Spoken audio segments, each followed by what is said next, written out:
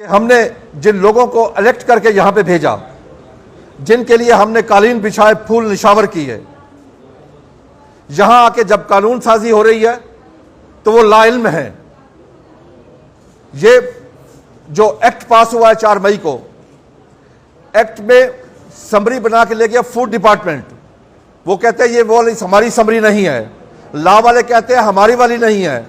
जो special committee बनी राजा बशारत के अंडर, वो कमेटी कहती है वो रिकमेंडेशन हमारी नहीं है। तो फिर ये एक्ट आ कहां से गया? तमाम एमपीए, तमाम मिनिस्टर ये कहते हैं हमें नहीं पता ये कहां से आ गया एक्ट। अब देखें, पंजाब असेंबली को रबर स्टैंप बना दिया गया शुगर मिल वालों ने। और मैं यकीन से कह सकता हूं, बल्कि दावे से कह सकता हूं कि ये एक्ट ना फूड डिपार्टमेंट ने लिखा, ना लॉ डिपार्टमेंट ने लिखा, ना पंजाब असेंबली में लिखा गया। ये शुगर मिल वाले लिख के लाए, एज सच वही प्रिंट हुआ।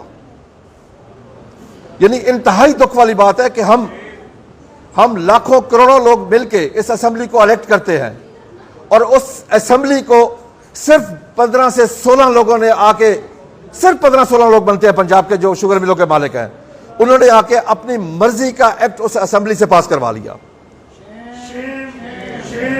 और उस असेंबली को इस बारे में कुछ पता ही नहीं है वो एक्ट क्या है जी।